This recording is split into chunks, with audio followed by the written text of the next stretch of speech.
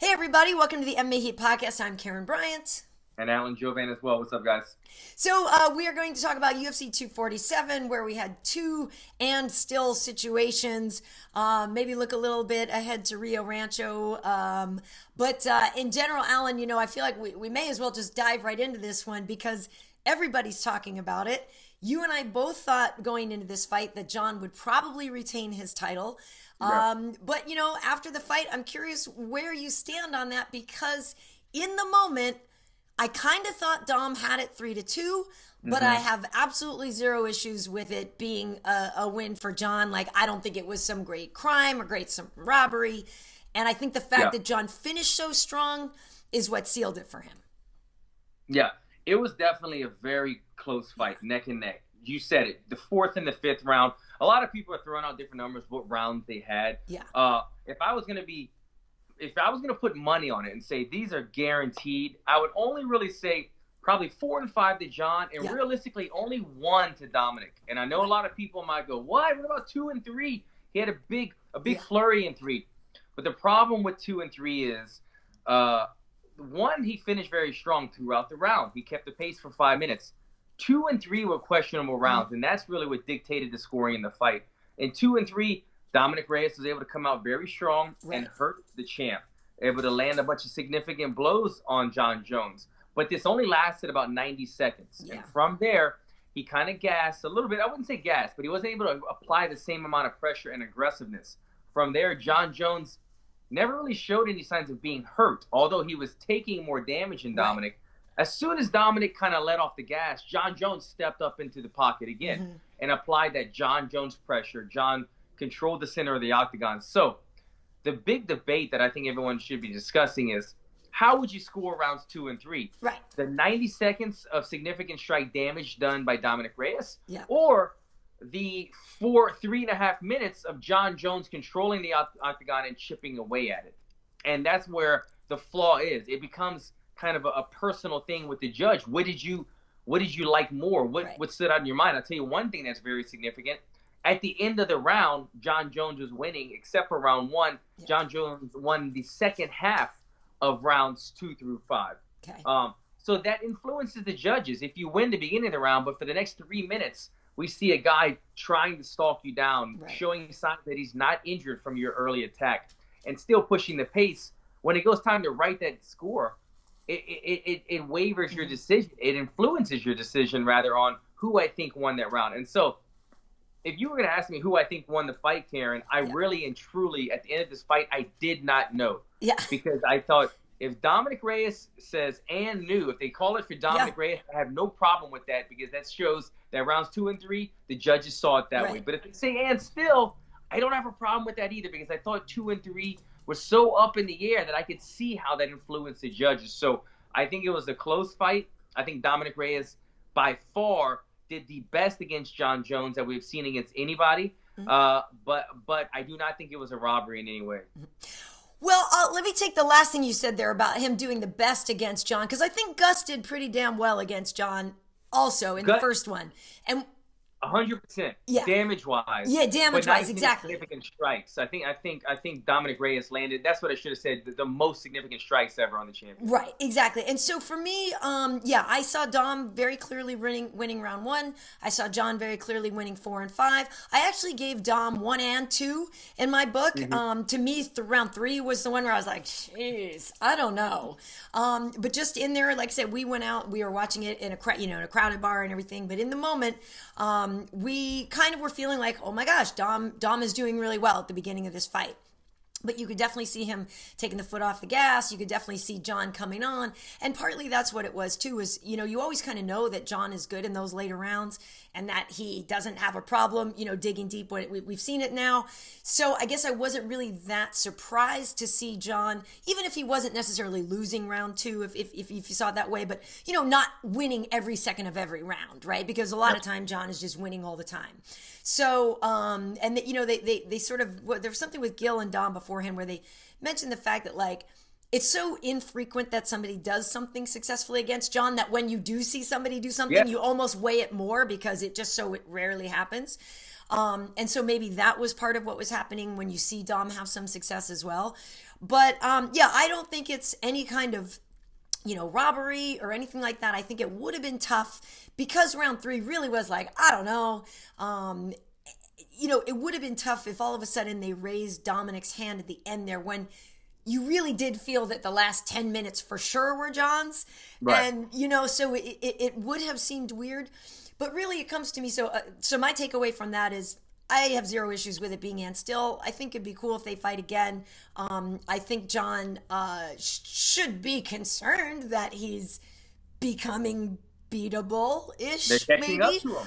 I don't know, but the scoring thing, for you, I'm curious since you're the fighter. Like, I think open scoring could work with certain, finesse to it or whatever. But I'm curious, how you feel because sometimes they say like a fighter wants to know he's losing. Sometimes your corner is honest with you. Sometimes they're not. But if they really did put the score up, I don't know. I don't hate the idea of open scoring. I don't know. Why would anyone hate open scoring? I would love that. I would love that to see. Look, I'm ahead in the scorecards. I need to fight smart or I'm behind. I need to come back and make a big victory. Right. It adds another dynamic. It makes it kind of more fun, more interactive for the audience, for the fighter, for everyone. And the judges have to stand by with we're putting it up there, and they have to kind of stand by that now. The scoring is just honestly, these were not very good judges in this Houston card. These were not very qualified judges. In Texas, Alan, what do you mean? Yeah, they weren't. These judges were not really the greatest. I believe this was the old scoring system. So we were using the old scoring rules, which isn't drastically, honestly, it's not drastically different from the new system, but there are subtle changes. But I think these judges are so not up to par that they're really oblivious between the first and the second rules. So I don't really think that was really a part of the factor. I think it's just judges having preferences. Some judges coming from a boxing background. Yeah. Some judges seeing things differently. Was it the aggression that some judges scored Dominick Reyes and they were favoring that, or was it the resilience and the ring control and the duration of control that Jon Jones had, and that's what might have won him the bout? But at the end of the day, 2 and 3 were very close rounds, and I remember watching the fight, thinking, okay, 1 to Reyes, and I was watching with a group of people, and then I think it was number 3, and I go, so which round was who gets that round? And I was with Michael Jai White and Rigan Machado and all these guys that really know martial arts, Frankie Laos, and they were like, oh, that's Jon Jones's round, and so I'm like, was it Jon Jones's round? Because honestly, in my heart, I was thinking that I think Dominick might have gotten that. But round. Dominick had more strikes. Like the first 3 rounds, he had the strike advantage. I think round 3 was Dominick Reyes's best round as far as significant strikes. It was the biggest differential right there, but it was the controlling at the end that won a lot of people over. So different people, and when I'm in a room full of people and they see something completely different than I saw it, it makes me realize, well, we've only got 3 judges. Right. 3 judges, and they're probably less qualified than the people I'm in the room with right now because they've never fought either. They've never had any type of martial arts experience. So they're not really quite sure what to look for. But at the end of the day, it really comes out to the aggression early for a smaller amount of time versus the control and the duration of the center of the octagon that Jon Jones had for a longer amount of time. Yeah. Which one weighs more heavy to you? And it's really a debatable thing that we can talk about over and over again. Yes, trying to finish the fight should be the priority. But when you look at damage, although Reyes was landing more significant strikes, he never really hurt Jon Jones in terms of Jon wasn't staggered. Right. Jon never gave up. Jon never backed up. Reyes would come forward. Jon Jones would cover, get hit. Right. And then when Reyes would try to take a breath, Jon Jones was in his face right away, jabbing and chipping at him and kicking and doing those oblique kicks and everything that he does. And he didn't let Reyes kind of I look at it like this, Karyn. This fight, it's like a scoring a big double leg, but then the guy getting right back up. Yeah, it's like, what do you score? The aggression and the offense of the double leg, or the guy that got right back up and didn't take too much damage. Yes, John took damage in his strikes, but you see where I'm getting at with this. Yeah, I do. He was never injured, cut, bleeding, looking for a way out. Right. John would come on even stronger as soon as Dominick Reyes would pull away. So, again, did I think Dominick Reyes did enough to win? Yes. Did I think Jon Jones did enough to retain it?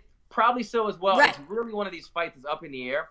And even though I heard say this morning, I hate the expression, you got to beat the champ to take it from the champ, or something along the lines of that. It kind of comes down to that, because if something is so even that you're really not sure, I think you have to do more. And you said it earlier in the show, Karyn. I think that people are so used to not seeing Jon Jones hit, that when he is hit, it weighs heavier. So that kind of falls in line with the same thing of like beating the champ. We're so used to not seeing Jon Jones, the champ, get hit. So when he gets hit, we're like, holy crap, he lost that round. Right. But he only got hit 28 times in a minute and a half. And then for 3.5 minutes, he did what Jon Jones does. Right. So, again, I'm not leaning one way or the other, but it's just something that's so heavily debatable. You're not sure what the judges are looking at, because I'm not sure what I'm even looking at the end of those two type of rounds. Those are very tough rounds until we have something more accurate to say this is the exact system, and time duration overwhelms this, and we have half points or more judges or open scoring systems. They were going to have these close fights where people were up in arms at the end of it. But again, all I could say is I felt that it was not a robbery, but that it could have really gone either way. Dominick Reyes did a hell of a job. Yeah, he really did. And the thing is you know, it's not like if I'm sitting there scoring the round, I should be scoring what I'm seeing, right? Strikes and takedowns and all this stuff. I shouldn't, that whole idea of like, well, which guy's the champ and is he hurting the champ enough? Right. Like that in theory isn't supposed to matter, right? But maybe it does. I agree. What I was alluding to by that, but let me just clear that up. It's like home field advantage. Right. If you're fighting at home and every time you land a punch, 12,000 people roar, and every time the opponent lands a punch, 2,000 people roar, it seems more significant every time I do it. I'm the home field. The champ kind of has that. When John gets hit, Jon Jones just got hit. Oh, shit, people. I was going nuts. I was going nuts because I was like, I've never seen him hurt like this. I've never seen somebody having Jon Jones cover up. And everybody was roaring. And they were landing. Don't get me wrong. I'm not taking anything away. They were landing. But as soon as it was done, John was like, all right, boom, I'm back up in you again. And so I was like, wow, what did I just see? Was Jon Jones hurt? Or was it just an over-aggressive Dominick Reyes? It was hard to determine because we're not used to seeing champions get hit that kind of way. So that's what I meant by that. Not that, you know, you just have to give it to the champ. If it's a 50-50, always give it to the champ. It's those type of things when it's small amounts of flurries that people go nuts over that swayed people's opinions. Oh, absolutely. And you know, when we were in the bar and they read the decision, most people thought Dominick won in the room that we were in. So there was a lot of that, and there was a lot of like, well, how come he didn't get the nod? And you know, especially when we compared how Gus made John look, like that one to me was even more so of like, well, he really did look like he beat the champ up, you know? Yeah. And it didn't go Gus's way. So in that respect, yes, that whole idea of like, well, Dom might have done this and that and the other thing, but look, the champ still looks perfect. Like you didn't beat him up. I could see how that sort of train of thought comes in. And let me just say this. Again, I know it sounds like I'm thinking I'm proclaiming that Jon Jones won, but honestly, at the end of this fight, I was like, I'm so glad I'm not a judge. Although these judges botched the whole card, right here, I don't know what I would do in these type of decisions, because you don't want to go draw. Any round, you don't want to judge you just anytime they're not quite positive to give draws. We'd have draws all the time. Like, you don't want that. So I don't have a problem with the champion reclaiming his belt after such a close fight. Mm-hmm. But I just want to say this, Karyn, about it. I try not to watch too much media or too many other analysts give their suggestions on this, because I don't want to sway my opinion. You know, you're in a room with people and they roar. You think, oh, I guess I'm doing what they're doing. Yeah. You listen to the post-fight shows sometimes and you start to agree with stuff that maybe wasn't in your heart. So I don't like to do too much, because I like to come and when we speak, I want it to be sometimes the first time. Exactly. That way, truly how I felt. But the one thing that I did see online today was a lot of people, matter of fact, every single one that I saw, which is a lot of them, rewatched the fight numerous times. Every single one had one common denominator, and they said, wow, rewatching the fight, Jon Jones did a lot better than I remembered. Yeah. And that was the one common denominator, because I think, again, when I went back to having to beat the champ, right. people were so not used to seeing Jon Jones beat up that we were very excited about how great Dominick Reyes was doing. But then when people went back and watched it, they go, man, Dominick Reyes did awesome, but damn it, Jon Jones wasn't bleeding, wasn't hurt, and man, he pushed the pedal. Right. And man, Dominick Reyes is kind of trying to catch his breath for like 3.5 minutes. Yeah. And man, Jon Jones has never lost a 4th and 5th round in his life. And so it kind of go, oh, you know what? Maybe this wasn't a robbery. Right. So let me just throw that out there. The fight could have gone either way. If you rewatch it, I think most people will tend to agree that Jon did fight a pretty smart fight. But I got to say, I think the next subject, unless you have something more to say about this, would be the division. Is the division catching up with Jon Jones, Karyn, or is Jon Jones slowing down? I mean, what are we seeing here? His last couple of fights have been very close, and they're not they were kind of like the next guy in line, so we thought. Right. And yet they're giving Jon a very difficult time, and I'm not sure what we're seeing, if it's the division or if it's Jon Jones. What are your thoughts on that? I think it's a little bit of both, because Thiago Santos had a great fight with Jon. It was very competitive, and that's Thiago Santos on no knees, right? So it's like, what would a healthy Thiago Santos have done? We see Dominick doing great things and being successful in certain degrees against Jon. So I do think people are catching up to him. Obviously when Jon first came out, he won his fight so quickly. There was hardly any footage on him. You know what I mean? It was really hard to study him and learn how to beat him, because he just got things done so quickly and efficiently. Obviously, as time goes on, people have learned and they've seen things that they can study and break him down. That's not to say that Jon isn't getting better, because I do still think he's improving. But if he's the one with the target on the back, everybody's trying to come up to that level. And it's easier to see, I need to get as good as that guy and have an actual thing to see, right? Otherwise, Jon's just out there in the ether going, I need to just get better. And even if he is getting better, there's almost nothing to measure him against now, right? Because so maybe his pushing himself isn't as hard as somebody pushing to know they need to get as good as Jon. So 100%. I don't know. I think people are catching up to him in a way.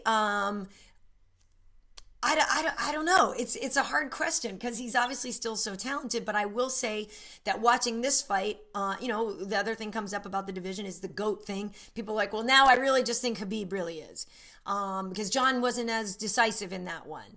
I don't know. I think he's still an incredible martial artist and perhaps the greatest of all time. Did the last 2 fights make me think that's the greatest of all time? Less so maybe than some of his other fights, but he probably still is. Yeah.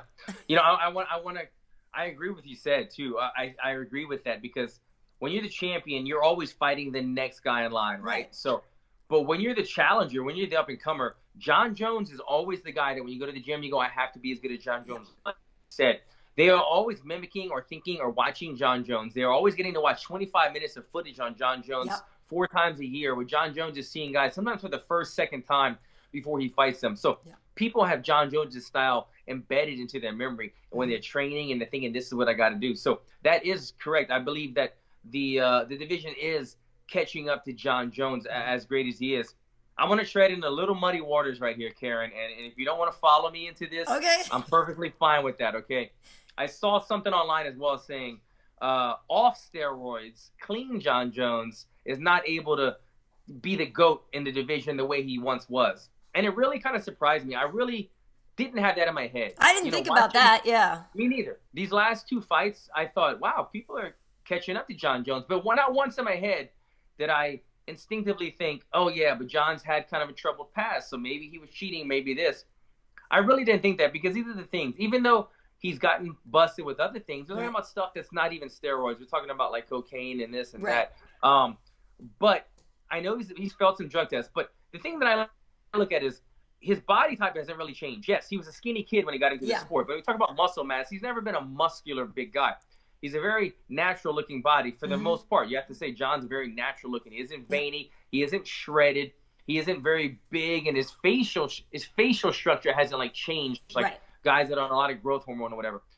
But the one thing that has stayed consistent, and if Jon is 100% clean right now, if the argument is that he wasn't clean before, but he's definitely clean now because he's gotten more than anybody in the UFC, he still wins every 4th and 5th round. Right. He still has that unbelievable drive and cardio and championship mentality that no one else is able to beat him. When it comes to that 5th round, no one can touch Jon Jones. And so that's what separates him from everybody. So maybe he's getting a little older. Maybe the competition is starting to get used to seeing that same performance from Jon Jones, and they're finding the holes in the game. But no one has been able to break apart Jon Jones' championship rounds when it comes out to closing out the fight when it really matters. And that's why he remains a champion, and that's why he's in the record books. Yeah, I mean, I never even considered that, but also, I mean, they said that he was the most tested athlete last year or something. He had like 42 surprise USADA tests and stuff like that. So it's like, I mean, I understand why people do want to bring that up all the time, but at the same time, it's like, we were here one time when USADA came to test you when we were doing the podcast. So like, I've seen it firsthand how complete that testing seems to be. If 42 times they showed up, unexpected and just surprised him with a test and we didn't hear anything, then I think you kind of have to not say he's on. You know what I mean? Yeah. I agree. And just for people to wrap their head around that. Yeah. I get tested. It seems like all the time where they wake me up and it's every other month. And I haven't even hit the 25 test mark yet. Well, Jon Jones is doing 42? Something like that. Yeah. Total or in a year? I don't even know, but he's getting tested all the time. And I got to say that right now, if nothing shows up in the next week after the fight, like it's things have happened in the past, the man is clean. I mean, you cannot test somebody twice a month for a year straight and them be sneaking something in. So, but again, the point of that was for those naysayers out there that say that he might be cheating or might have been cheating, whatever the case, Jon is definitely clean right now, and Jon still shows that exact same quality that he has always had since we saw him finishing the fight strong when it needs to be done, when it's a close fight like it was in this one. I agree with you 100% there. My next question for you, though, Alan, would be this. The Jon that we saw on Saturday, I don't know that I would put him in an octagon with Ngannou or, I mean, Stipe, I think would actually be an entertaining fight. I would like to see Jon versus Stipe, but there are some other dudes at heavyweight that I would never want to put Jon in there with. Like, I still don't know that he's like a big enough guy to handle, an Ngannou punch, a Derrick Lewis punch. I mean, I don't know. I not at all. He does not need to go up to heavyweight. And I think we saw that in these last two fights. Santos was a middleweight. Right. Granted, you know what? Guys change weights and guys are able to put on the muscle, and sometimes they look like the bigger guy when they go up in weight. But we talk about bone structure and density and natural size. Right. Santos is a guy that can make 85 very easily. He's done it throughout his career. I say easily, but he's done it throughout his career. Yeah. Jon Jones could never make 85. Right. Jon Jones going up, but he's had trouble with some of these guys recently. Jon Jones going up to heavyweight, I don't think that's even a thought in his head anymore. Yeah. I think he was teasing with the idea a couple fights ago. Granted, DC wanted that fight. Granted, he wanted to test himself against Stipe after having the trouble that he's had against these last two guys, feeling Jon Jones has said this in interviews lately that he feels that he's kind of the older guy now. Who would have figured? Jon Jones, the young man in the sport, is now becoming the older guy. He feels like it's always a new young gun coming after him. Yeah. I don't think he's toying with that idea. I think now he's going to set his sights on his legacy. Right. Staying in the division, making these records untouchable, staying and building those. If he goes to heavyweight, he's changing the course of his record. He's changing what he's done at light heavyweight, and he's really given himself an opportunity to falter because I don't think like you said, I don't think he'll be able to handle the size. This was one of the bigger men that he fought. Dominick Reyes was one of the bigger, more athletic, muscular guys. And he didn't have to stay at bay. Normally, Jon keeps guys at bay with the jab and the oblique kick. Jon was trying that, but the first round of the fight, we saw a whole other fight out of Jon Jones. Whoa, this is the Jon Jones that's not getting the respect in the middle of the octagon. This is the Jon Jones that's having to back up and cover. Right. The Jon Jones that's getting out-punched, out-struck, and get hit. The Jon Jones that the other guy that was saying Jon Jones has a hole in his game in his boxing, and he's proven it. I could not believe he out there did exactly what he said he was going to do. He just wasn't able to do that for 25 minutes, but he showed that there is a way to beat Jon Jones, And these bigger guys, they would be able to get it done, I believe, against Jon Jones in the heavyweight division. Yeah, I just personally would prefer to see what he gets done at light heavyweight. Like, I know some people like to move him around. I don't care. I don't care if I never see him at heavyweight. I think he's amazing at light heavyweight. I would rather just see him break every record. He already has, so he's got the most title fight wins now with 14, more than George St. Pierre. To me, that's more interesting, is to see all of the things that he could accomplish in that one weight class. I don't personally care about ever seeing him fight at heavyweight. Because I think it's just more fun to watch him fight where he's supposed to fight. I agree. And look, if he would have finished his last 3 opponents within two rounds, we might be having a different conversation right now. Right. But being that he went the distance and he's starting to get caught up on, stay in your weight class, stay in your division. You're doing great things. No need to try to test the waters elsewhere. Absolutely. Well, another victory for Jon Jones. Our co-main event, Alan, had Valentina Shevchenko against Katlyn Chookagian. I know in music they talk about Queen Bee with Beyonce. This is Queen V. Valentina is just ridiculous. Like, I mean, if anybody's watched our show before, they know that we are like this adoration society for her, like that she is just such a badass and she's so cool and she's beautiful and she's just like maybe a spy, right? And all that stuff. Now I love all that. It was funny because to me the whole time watching her, I just love watching her. She's like this little coiled up machine, right? Like you see her the whole time. She's like perfect, like everything about her. There's no wasted movement. There's nothing there's nothing showy just for the sake of show. It's all efficient. It's all power. It's all technique. It's all and it's like you kind of got the feeling in that fight, and I don't mean any disrespect, but you kind of just got the feeling that Valentina was like, all right, I'm like, all right, cool. I guess we'll wrap it up now. You know what I mean? It was just like, I never felt for a second that it wasn't her fight. I never felt any danger for her. I don't feel that way with 99% of her fights. Like, she's just that good to me. Karyn, I when I got done watching this fight is going to stay in my brain because I remember thinking, this is the most complete, flawless performance fight I have ever seen at a championship caliber level. Amazing. I have never seen such a good fight. Granted, yes, we've seen some early knockouts. We've seen Jorge Masvidal with one knee. We've seen Conor McGregor take Cowboy out in 40 seconds. But when you talk about a well-rounded, striking, defensive, head movement, combinations, takedowns, ground and pound from the takedown, dominance in the jiu-jitsu and the grappling areas, even dominance in the – I remember during the fight, Joe Rogan was talking about her opponent was trying to kind of play rubber guard with a high guard. And Joe was saying, well, maybe she doesn't know the position. And I wanted to add the one defense to getting out of the rubber guard is to keep your elbows tight, hands off the mat, and hands on the biceps. That makes it very tough for the bottom guard person to do anything. She was there. She knew it. She knew rubber guard defense. She knew where to keep her elbows. She knew how to land strikes, stay out of danger. We said it on the show last time. She doesn't give you any opportunity. She doesn't make mistakes for you to capitalize on.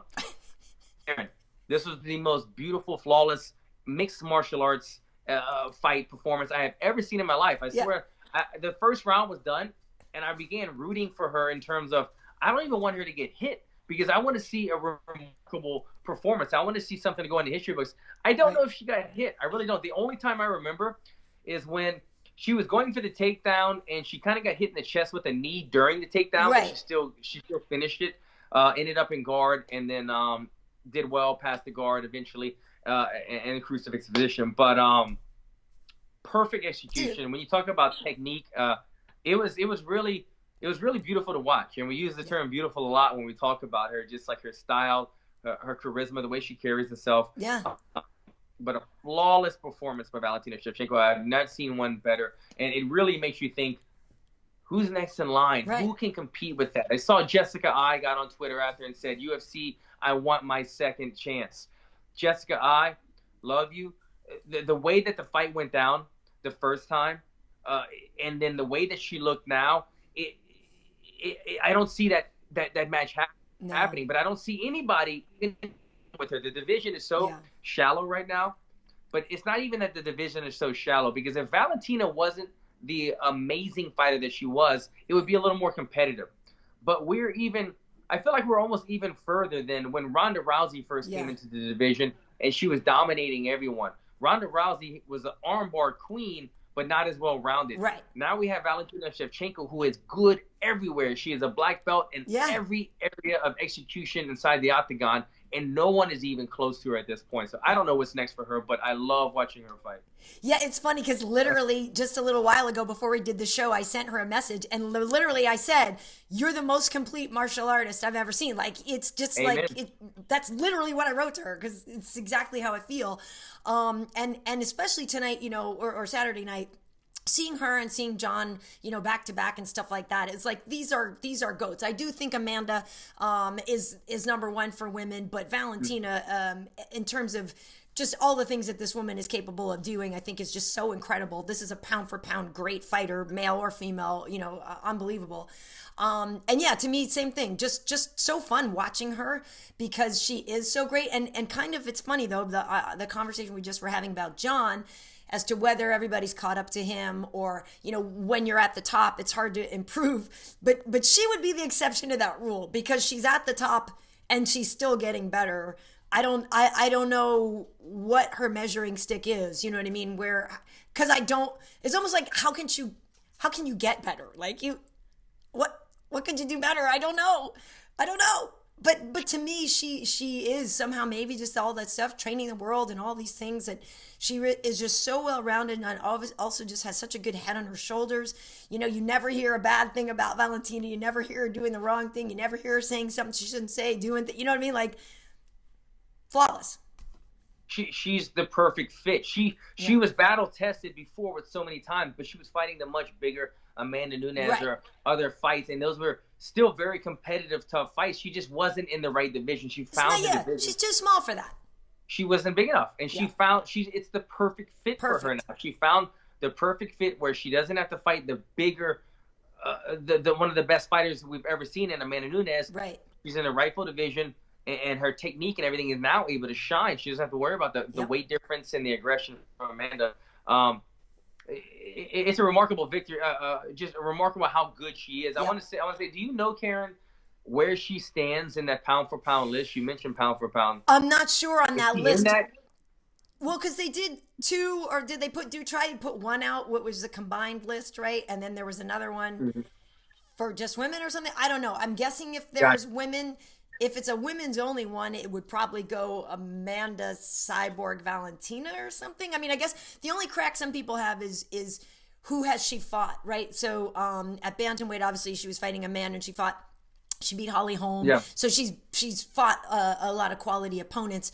But down at flyweight, not as many yet because, she's only been there for a little while now, but she beat Joanna there as well. So I guess she would maybe be number 3, Amanda Cyborg Valentina. I don't know. Yeah, no, I mean that's a very good argument that her competition level has not been quite the Amanda Nunes or the John Jones. Right. But what I was getting to, I would see her somewhere on that list in the top 10. I mean, men and women division combined. You think about guys like John Jones, like Habib, like Connor. And Amanda, and then I also think immediately to Shevchenko. For sure. She just I love to see somebody so great at what they do, and I know. She deserved it. I was left just stunned. Yeah. Stunned by how good she was, not stunned by the way that she was able to finish it. Sorry, I lost you guys. That perfectly. Oh, you froze up for a second here. That perfectly landed kick. I mean, there's that picture going around now with the foot right on Katlyn's face. There you are. So the perfectly landed kick. I mean, like, everything about her is just incredible. I guess maybe who's next for her is JoJo Calderwood and Jennifer Maia. Those two are the names that are, coming around, and JoJo's been winning, and JoJo's been, I think improving a lot lately. So maybe that's who's next. I personally, and we were just kind of getting into this here, I'm okay if I never see her fight Amanda again. Like, I know for some people that's important, and there was a split decision and a unanimous decision, and some people I really want to see that fight, and I really just don't, because I do think that no matter what, Valentina's always at such a size disadvantage in that, and Not that she can't win because, Yeah. she lost a split decision. I don't know. For some reason, I was way more excited about seeing Amanda and Cyborg than I am about Amanda and Valentina. Like, I personally don't care if those two never fight again because I like them both being awesome where they are. I don't think it makes sense anymore. I think that they met too early in their career. The thing is, if they would have met, if they meet later on and they had never fought, if Shevchenko would have been in the flyweight division the entire time and Amanda would have been in the bantamweight division, and now we have two champs that are just elite pound for pound fighters, and now we make the super fight, then it makes more sense. But they met too early in their career. They fought twice already, and now we see that the difference, the deciding factor in those fights is because Amanda was just bigger. Not saying Amanda isn't better or anything, but Amanda was just a bigger woman able to fight at 35 and 45, where Shevchenko belongs at 25. And now that they've already fought and in the right division, we're seeing how much they're flourishing, how good they're doing. So I agree. I don't think they need to fight a third time, a trilogy, when we see that this is their rightful division now. So question for you then, Alan. How did you feel about Ilir Latifi as a heavyweight? He took on the Black Beast, and, that was a fight where, a lot of people were questioning the judging in that fight as well. And I guess Ilir won with the overall punch count, but Derrick won with the significant strike count. I personally want to see more of Ilir at heavyweight. He was thick AF. Oh my God! But I kind of like seeing him up there at heavyweight. I especially after that showing, which was a close fight. Yeah, he's a bull. It's crazy to see a guy that can go to middleweight and now jump up to heavyweight and take on a guy as enormous as Derrick Lewis. Yeah, he's huge. And be able to take him down, be able to control him. The neck that Latifi has on him, and he just bull rushes you and he gets a hold of you and he uses those trips, able to get Derrick Lewis down numerous times. This was one fight. I didn't get to see the whole fight. I was on my way to the house to watch pay-per-view during this fight. I caught the last round of it. But it seemed as well, the place that I got to, I watched the last round. I go, what happened to? And they go, Latifi got it. And then Derrick Lewis got his hand raised. So another questionable decision. I couldn't put my take on it because I didn't see the other two.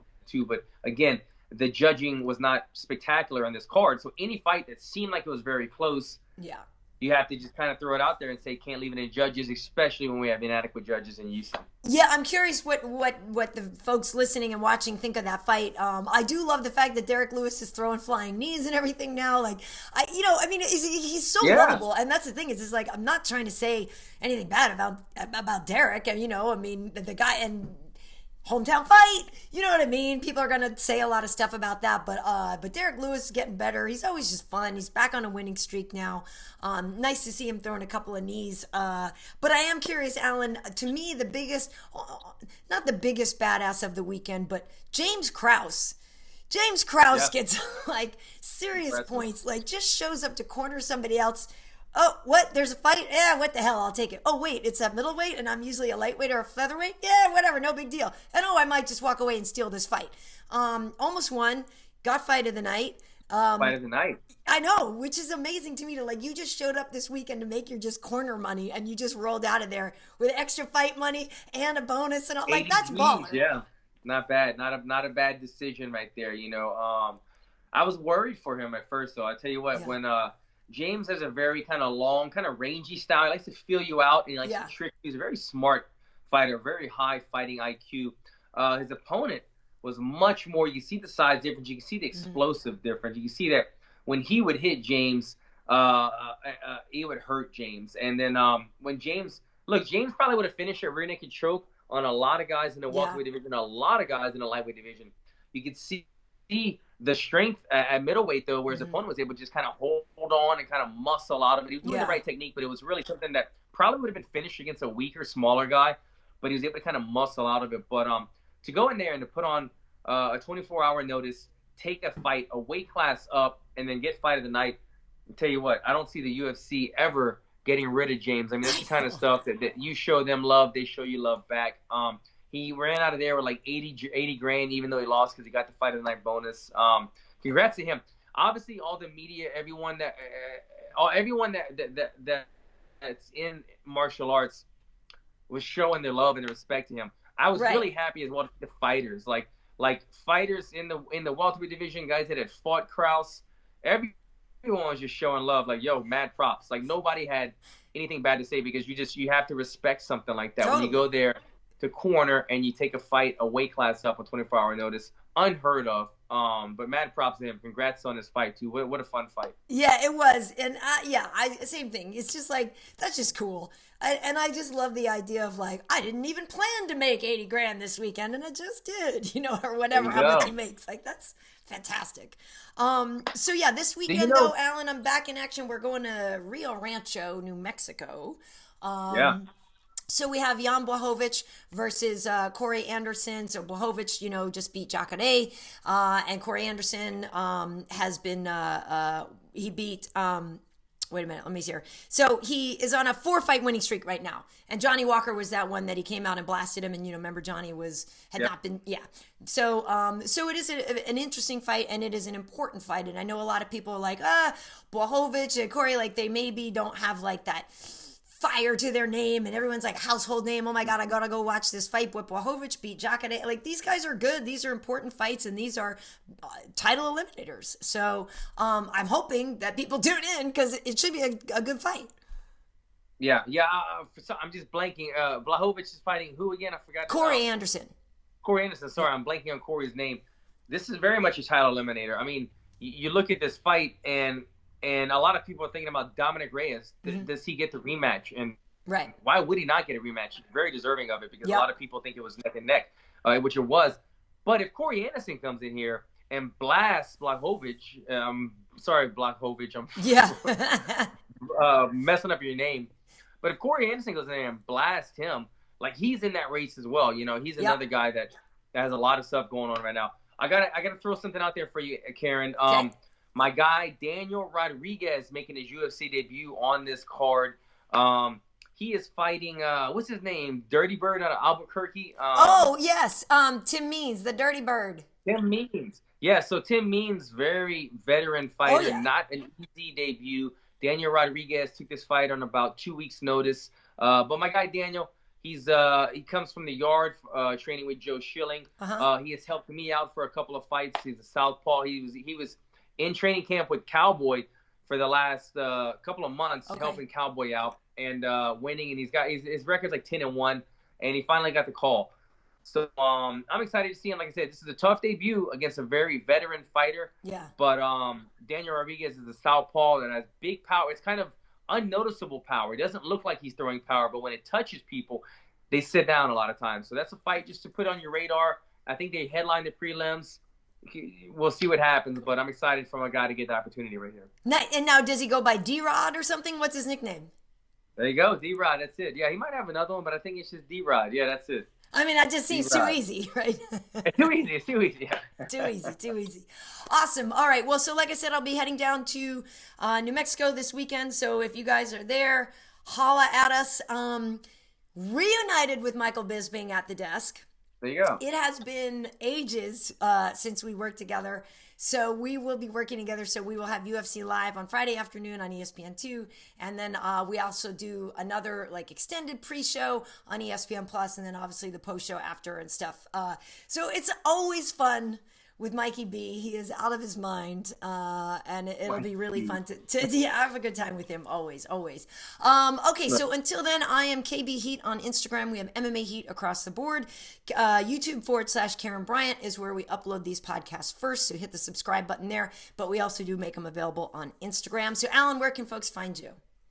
Yep, and follow me as well, guys, at Alan Jouban on all social media, so go ahead and give us both a follow. That's right. All right. Well, thanks so much for joining us, and we'll see you next time. Take care, guys.